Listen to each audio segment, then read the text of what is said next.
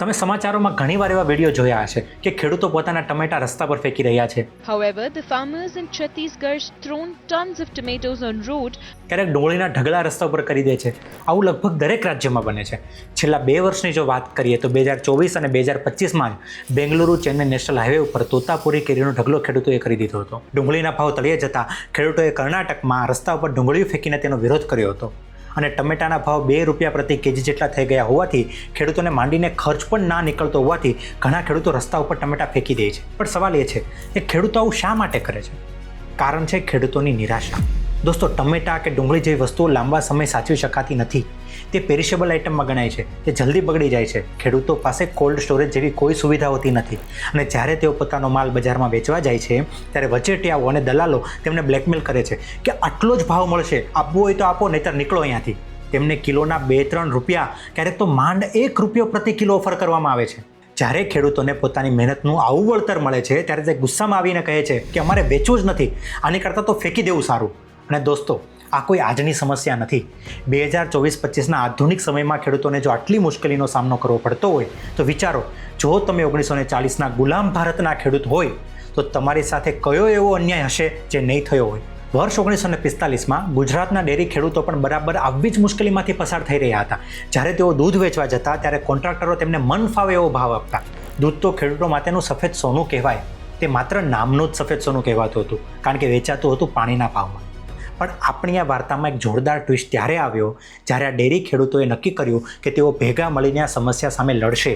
એટલું જ નહીં, તેઓ પોતાની એક એવી સંસ્થા બનાવશે જે હશે ખેડૂતોની, ખેડૂતો માટે અને ખેડૂતો દ્વારા ચાલતી સંસ્થા. એક એવી સંસ્થા જેનું ગયા વર્ષે ટર્નઓવર લગભગ ₹90,000 કરોડ હતું. હા દોસ્તો, આ સ્ટોરી છે અમૂલની.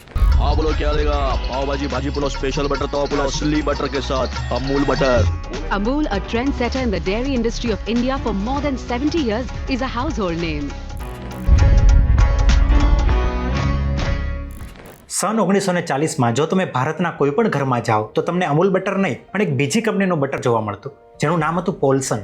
આ પોલ્સન બટર એટલું પ્રખ્યાત હતું કે લોકો મજાકમાં કહેતા કે રોટલી પર વધારે પોલ્સન ના લગાવીશ. આ કંપની પેસ્તનજી અદલજી દલાલ નામના એક પારસી વેપારીએ શરૂ કરી હતી. તેમનું ગુલામનું નામ પોલી હતું. એ સમયે બ્રિટિશ રાજ હોવાથી તેણે નામને થોડોક અંગ્રેજી ટચ આપીને પોલ્સન કરી દીધું. શરૂઆતમાં તો પોલ્સન કોફી માટે જાણીતી હતી, પણ ધીમે ધીમે તેમણે દૂધના ધંધામાં પણ ઝંપલાવ્યું. પેસ્તનજી એક હોશિયાર વેપારી હતો. તેણે અંગ્રેજ સરકાર સાથે સારા સંબંધો બનાવીને દૂધ માખણનો મોટો વેપાર જમાવ્યો હતો. 1930 સુધીમાં તો તેણે આણંદમાં એક આધુનિક ડેરી પણ ઊભી કરી દીધી હતી. જ્યારે બીજું વિશ્વયુદ્ધ શરૂ થયું ત્યારે પોલ્સન ડેરીની તો ચાંદી જ ચાંદી થઈ ગઈ. તેણે બ્રિટિશ સૈનિકોને દૂધ અને માખણ પાડવાનો પૂરો કોન્ટ્રાક્ટ પોતે લઈ લીધો. 1945માં બોમ્બે સરકારે બોમ્બે મિલ્ક સ્કીમ શરૂ કરી, જે હેઠળ ખેડા જિલ્લામાંથી દૂધ ખરીદીને લગભગ 400 કિલોમીટર દૂર મુંબઈ સુધી દૂધ પહોંચાડવાનું હતું. અને પેસ્તનજીએ આ તકને પણ ઝડપી લીધી. અને અહીંથી જ ખેડૂતોના શોષણનો અસલી ખેલ શરૂ થયો. સરકાર સાથેની સાઠગાંઠનો ફાયદો ઉઠાવીને પેસ્તનજીએ ખેડા જિલ્લામાંથી દૂધ ખરીદવાની મોનોપોલી બનાવી લીધી. અને આનો સીધો મતલબ એ હતો કે ખેડૂતો હવે પોતાનું દૂધ પોલ્સન સિવાય કોઈ બીજાને વેચી જ નહીં શકે. બજારમાં કોઈ પણ હરીફ ન હોવાથી પોલ્સન ડેરી ખેડૂતોને મન ભાવે તેવા ભાવ ચૂકવતી. દૂધમાં ફેટ કેટલું છે, ગુણવત્તા કેવી છે, આ બધું કંપનીના કર્મચારીઓ પોતાની મરજી મુજબ નક્કી કરતા.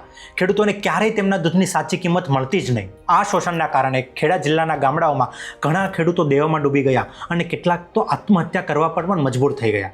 આજે પણ આપણે જ્યારે પંજાબ કે કર્ણાટકના ખેડૂતોને આંદોલન કરતા જોઈએ છીએ ત્યારે સમજાય છે કે ખેડૂતનો સંઘર્ષ એ જ છે, માત્ર તેનું સ્વરૂપ બદલાયું છે. ખેડાના ખેડૂતોની એ લડાઈ ખાલી દૂધના ભાવ માટે નહોતી, એ પોતાના અસ્તિત્વ અને આત્મસન્માન માટેની લડાઈ હતી. જરા વિચારો, એક ખેડૂત સવારથી સાંજ સુધી પશુઓની સેવા કરે, દૂધ દોઈને માઇલો દૂર સુધી ડેરી ઉપર એ દૂધ પહોંચાડે, બદલામાં તેને શું મળે?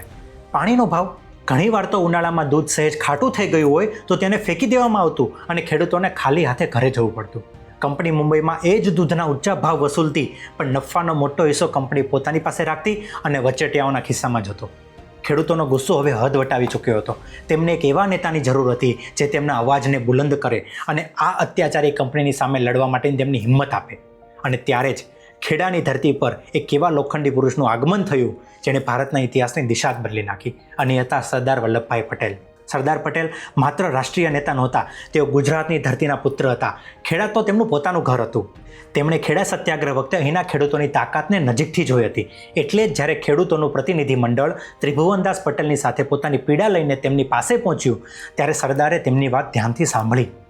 ખેડૂતોએ પોતાની બધી જ સમસ્યાઓ તેમની સામે ઠાલવી દીધી. સરદારે ખેડૂતોને કહ્યું, જો કોઈના ગુલામ બનીને રહેવું હોય તો શોષણ સહન કરવું જ પડશે, પણ જો શોષણમાંથી મુક્ત થવું હોય તો બીજા પર આધાર રાખવાનું બંધ કરો. તમે જાતે જ તમારી વ્યવસ્થા કેમ નથી કરતા? તેમણે સમજાવ્યું, તમે બધા ભેગા મળીને તમારી પોતાની સહકારી મંડળી કેમ નથી બનાવતા? એક એવી સંસ્થા જેના માલિક તમે પોતે હો, તમે જ દૂધ ભેગું કરો, તમે જ તે દૂધ પર પ્રક્રિયા કરો અને તમે જ તે દૂધને વેચો. વચેટિયાઓને વચ્ચેથી હટાવી દો, નફો સીધો તમારા ખિસ્સામાં જ આવશે. આ વિચાર સાંભળીને ખેડૂતો ચોંકી ગયા. અત્યાર સુધી તેઓ માત્ર દૂધ વેચનાર હતા, માલિક બનવાનો વિચાર તો તેમના સપનામાં પણ નહોતો.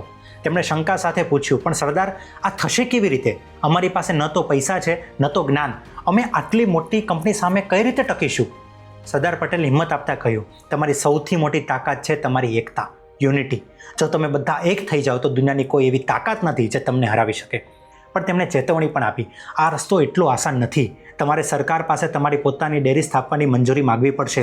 જો સરકાર ના પાડે તો હડતાલ ઉપર ઉતરવું પડશે. તમારે પોલ્સનને દૂધ વેચવાનું બંધ કરવું પડશે. આમાં નુકસાન પણ થશે.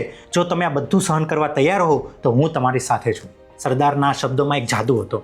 ખેડૂતોની આંખોમાં નિરાશાની જગ્યાએ હવે એક આશાની એક ચમક હતી. તેમણે એક અવાજે સરદારના પ્રસ્તાવને સ્વીકારી લીધો અને સરદારે આ આંદોલનને આગળ વધારવાની જવાબદારી પોતાના વિશ્વાસુ સાથી એવા મોરારજીભાઈ દેસાઈને સોંપી.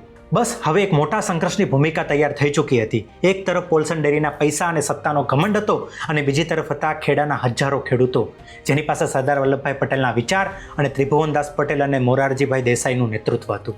સરદારના કહેવાથી 4 જાન્યુઆરી 1946ના રોજ સમરખા ગામમાં એક મોટી સભા થઈ અને તેમાં ઐતિહાસિક નિર્ણય લેવાયો. પોલ્સન ડેરીને દૂધ આપવાનું બંધ કરી દેવું.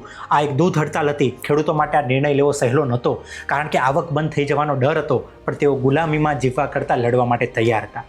ખેડૂતોએ પોતાનો સંદેશો બ્રિટિશ સરકાર સુધી પહોંચાડ્યો, બટ એઝ એક્સપેક્ટેડ સરકારે તેમની માગણીઓને ફગાવી દીધી. અધિકારીઓ અને પોલ્સન ડેરીના માલિકોને લાગ્યું કે આ ગરીબ ખેડૂતો થોડા દિવસમાં હારીને પાછા આવી જશે. તેમને ખેડૂતોની એકતાની તાકાતનો અંદાજો નહોતો. સરકારના ઇનકાર સાથે જ ખેડા જિલ્લામાં ઐતિહાસિક દૂધ હડતાલની શરૂઆત થઈ ગઈ. શરૂઆતના દિવસો તો ખૂબ જ મુશ્કેલ હતા. ઘરમાં દૂધ ભરાઈ રહ્યું હતું પણ વેચી શકાતું ન હતું. આવક બંધ થઈ ગઈ હતી. પોલ્સન ડેરીના એજન્ટો ગામડે ગામડે ફરીને ખેડૂતોને લાલચ આપતા હતા, ધમકીઓ આપીને તેમની એકતા તોડવાનો પ્રયાસ કરી રહ્યા હતા. પણ ખેડૂતો પણ અલગ રહ્યા. ત્રિભુવનદાસ પટેલ અને બીજા આગેવાનો સતત ગામડાઓમાં ફરીને તેમનો જુસ્સો વધારી રહ્યા હતા. આ લડાઈમાં મહિલાઓએ પણ અભૂતપૂર્વ યોગદાન આપ્યું હતું. અને 15 દિવસ વીતી ગયા. ખેડા જિલ્લામાંથી દૂધનું એક પણ ટીપું મુંબઈ ન પહોંચ્યું. બોમ્બે મિલ સ્કીમ ઠપ થઈ ગઈ. મુંબઈ શહેરમાં દૂધ માટે હાહાકાર મચી ગયો. પોલ્સન ડેરીના પ્લાન્ટ શાંત પડી ગયા. હવે સરકાર અને કંપનીઓના અધિકારીઓને સમજાયું કે આ કોઈ નાનો વિરોધ નથી, આ એક સંગઠિત ક્રાંતિ છે. અંતે હડતાલના 15મા દિવસે બોમ્બેના મિલ્ક કમિશનર પોતે આણંદ આવ્યા. ખેડૂતોની એકતા કામ કરી ગઈ. 15 દિવસની હડતાલ પછી બ્રિટિશ સરકાર ઝૂકી ગઈ અને ખેડૂતોને પોતાની સહકારી મંડળી બનાવીને સીધા બોમ્બે મિલ સ્કીમને દૂધ આપવાની મંજૂરી પણ આપી દીધી. આ ખેડૂતોની ઐતિહાસિક જીત હતી. એકતા, અહિંસા અને સ્વાભિમાનની જીત હતી. એમણે સાબિત કરી દીધું હતું કે જ્યારે સામાન્ય માણસ એક થઈ જાય ત્યારે તે સૌથી મોટી સત્તાને પણ ઝુકાવી શકે છે. હડતાલની સફળતાએ એક નવા યુગના દરવાજા ખોલી નાખ્યા.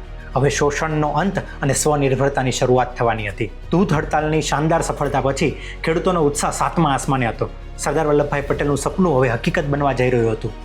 14 ડિસેમ્બર 1946 આ દિવસે Kheda district cooperative milk producers union લિમિટેડની સત્તાવાર નોંધણી કરવામાં આવી. ત્રિભુવનદાસ પટેલને એના પ્રથમ ચેરમેન તરીકે ચૂંટવામાં આવ્યા. શરૂઆત ખૂબ જ નાની હતી. માત્ર 2 ગામની સહકારી મંડળીઓ અને રોજનું લગભગ 250 લીટર દૂધ. પણ આ એક વિરાટ ચળવળની શરૂઆત હતી. ખેડૂતો હવે માત્ર ઉત્પાદક નહીં પણ પોતાની કંપનીના માલિક બની ગયા હતા.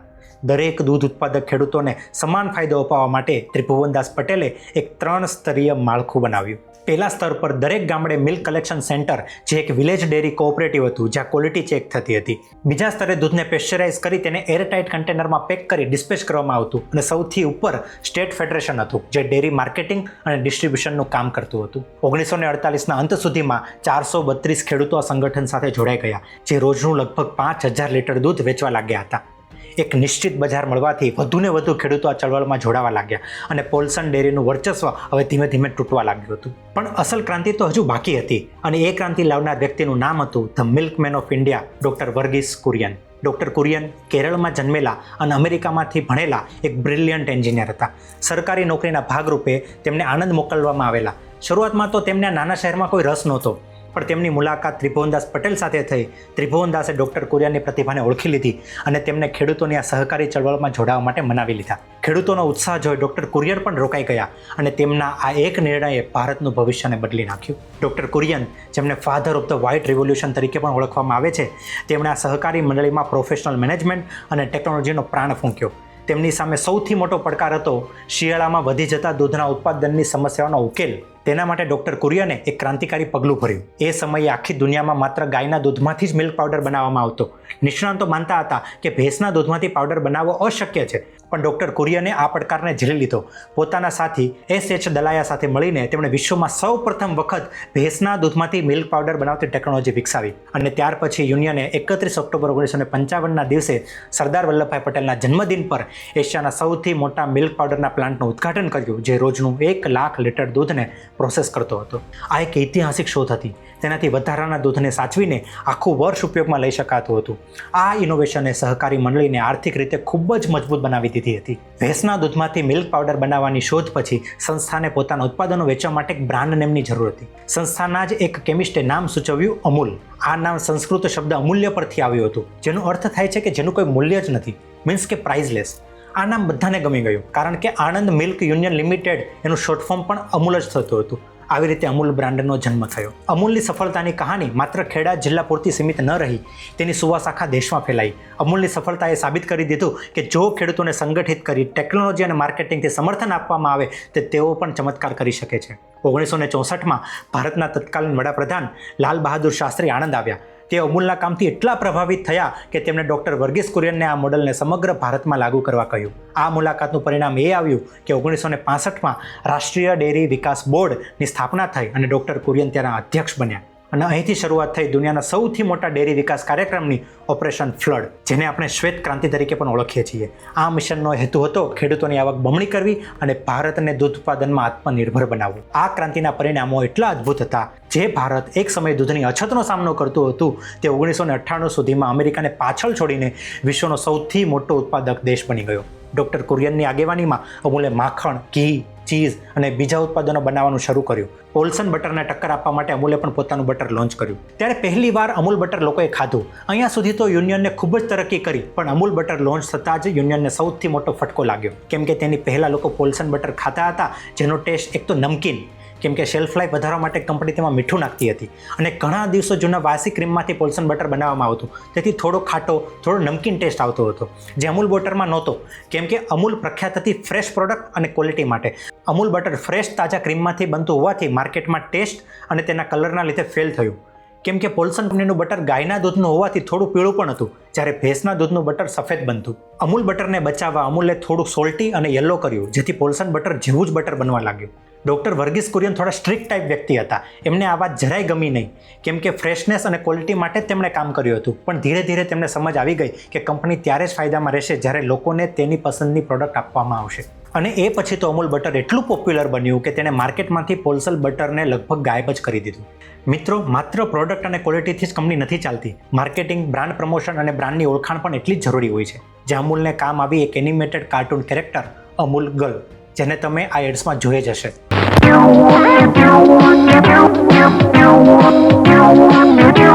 Now in a gorgeous new pack. Utterly delicious Amul. Amul butter માટે બની 1966ની એક એડ કેમ્પેન, જેને વર્લ્ડ્સ લોંગેસ્ટ એડ કેમ્પેન તરીકે ગિનિસ બુક ઓફ વર્લ્ડ રેકોર્ડમાં પણ સ્થાન મળ્યું છે, કેમ કે એ એડ હજુ પણ ચાલે છે. એ સમયે અમૂલ ગર્લ એટલી વાયરલ એટલા માટે થઈ કેમ કે પોલ્સન બટરની પોલ્સન બટર ગર્લ ત્યારે એક આઇકોનિક કેરેક્ટર ઓલરેડી હતી, અને તેના કોમ્પિટિશન માટે ડૉક્ટર વર્ગીસ કુરિયન અને અમૂલની ટીમે તેનાથી પણ સારું કેરેક્ટર ઊભું કરવા માટે એક એડ પ્રોફેશનલ સિલ્વરેસ્ટ ડા કુન્હાને હાયર કર્યા અને અમૂલ ગર્લનું આઇકોનિક કેરેક્ટર બનાવ્યું. તે પછીના માર્કેટિંગ કેમ્પેન અને એડ જે અમૂલ બનાવતું તે હંમેશા ટ્રેન્ડિંગમાં જ રહેતું. આ એડ માત્ર પ્રોડક્ટ વિશે નહોતી, પણ દેશ દુનિયાની ઘટનાઓ પર મજેદાર ટિપ્પણીઓ પણ કરતી. આ કારણે અમૂલ ગર્લ માત્ર એક જાહેરાત ન રહેતા ભારતના જનજીવનનો એક ભાગ બની ગઈ. 1970ના દશકથી ભારતના દરેક જિલ્લામાં કોઓપરેટિવ મિલ્ક યુનિયન બનવા લાગ્યા. એટલે ડૉક્ટર વર્ગીસ કુરિયનને ખ્યાલ આવ્યો કે જો જિલ્લાઓ અંદરો-અંદર કમ્પીટ કરશે તો બધાને નુકસાન થશે, એટલે બધાને એક બેનર તળે લાવવા જરૂરી હતા.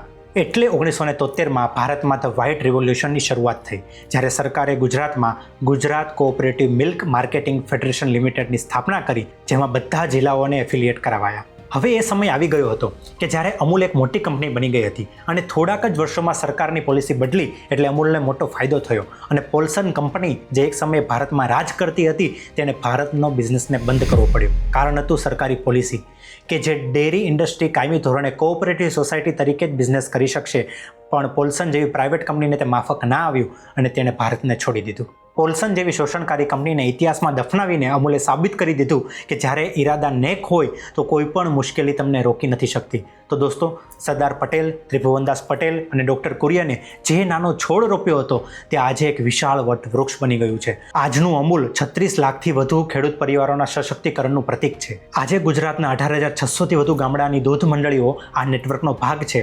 આ મંડળીઓ દરરોજ લગભગ 300 લાખ લીટર દૂધ ભેગું કરે છે. ફાઇનાન્શિયલ યર 2024 અને 2025માં અમૂલનું કુલ ટર્નઓવર આશરે 90,000 કરોડ રૂપિયાને પણ પાર કરી ગયું હતું. દૂધ અને માખણથી શરૂ થયેલી સફર આજે દહીં, ચીઝ, આઈસ્ક્રીમ, ચોકલેટ અને સેકન્ડ અન્ય ઉત્પાદનો સુધી પહોંચી ગઈ છે.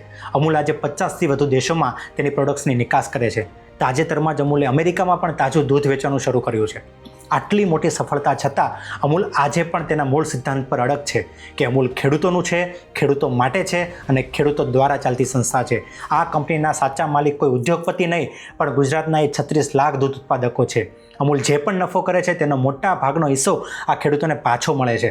આ જ કારણ છે કે અમૂલે ક્યારેય શેર બજારમાં પોતાનો IPO લાવવાનું વિચાર્યું નથી. તો દોસ્તો, આ હતી અમૂલની યાત્રા. એક એવી યાત્રા જે ખેડાના ખેતરોમાં થતા અન્યાય સામેના વિરોધથી શરૂ થઈ અને આખા દેશમાં શ્વેત ક્રાંતિ લાવી, આખા દેશમાં એને વ્હાઇટ રિવોલ્યુશન લાવી.